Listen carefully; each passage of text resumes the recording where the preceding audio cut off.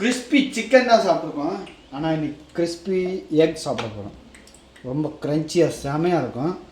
So 2 முட்டை நல்லா அவிச்சு எடுத்து வச்சுங்க. 7 நிமிஷம் வச்சிங்கன்னா போதும். அடுத்து சீல்லாம் எடுத்துகிட்டு இப்படி உரிச்சு வச்சுருங்க. எண்ணெய் 3 டேபிள் ஸ்பூன், 3 டேபிள் ஸ்பூன் கடலை மாவு, கிராம் ஃபுல்லார்னு சொல்லுவாங்க. ஸோ அது ஒரு 3 டேபிள் ஸ்பூன் வச்சுங்க.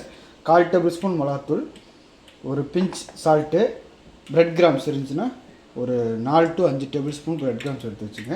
ரொம்ப சிம்பிள் தான். ஸோ 3 டேபிள் ஸ்பூன் மாவுக்கு ஒரு 1.5 டேபிள் ஸ்பூன் தண்ணி ஊற்றுவோம். ஊற்றி நல்லா மிக்ஸ் பண்ணுங்கள்.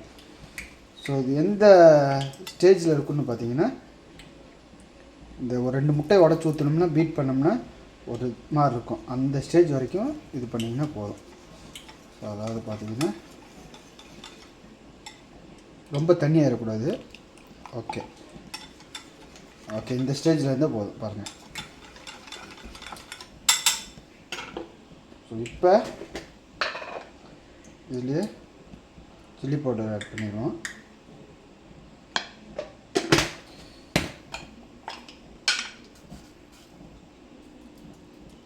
கொஞ்சமாக சால்ட்டு ஆட் பண்ணி இதையும் நல்லா மிக்ஸ் பண்ணிடுவோம்.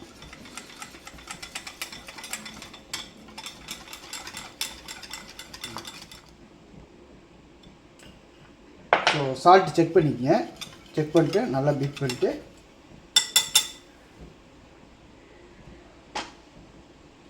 இப்போ இந்த முட்டை இருக்குல்ல, முட்டையை 4 கட் பண்ணணும்.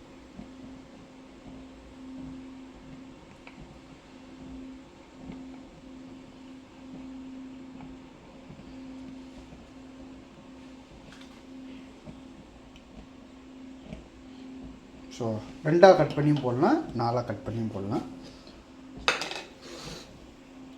4 கட் பண்ணிங்கன்னா சில்ட்ரன்ஸ் பார்க்க எடுத்து டப்புன்னு சாப்பிட்ருவாங்க. ஸோ இதில் பீட் பண்ணிடுங்க. பீட் பண்ணிட்டு அப்படியே பிரெட் கம் எடுத்து மேலே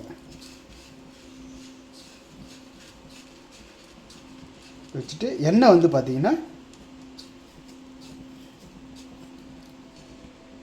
100 ml எண்ணெய் எடுத்து சூடு பண்ணி அதுக்குள்ளே அப்படியே பொரிச்சு எடுத்துருவோம். இதே மாதிரிக்க எல்லாத்தையும் எடுத்து பரட்டிடுவோம்.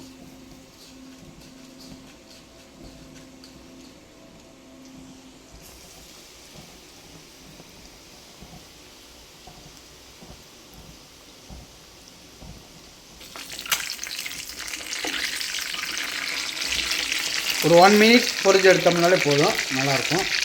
மாதிரி பொரிச்சு எடுத்தோம்னாலே போதும். ஸோ மறக்காமல் ட்ரை பண்ணி பாருங்கள். சில்ட்ரன்ஸ் விரும்பி சாப்பிடுவாங்க. இதோட சில்லி சாஸ் கொஞ்சம் மிக்ஸ் பண்ணி சாப்பிட்டோம்னா, டிப் பண்ணி சாப்பிட்டோம்னா அடியாக இருக்கும். மறக்காமல் ட்ரை பண்ணுங்கள்.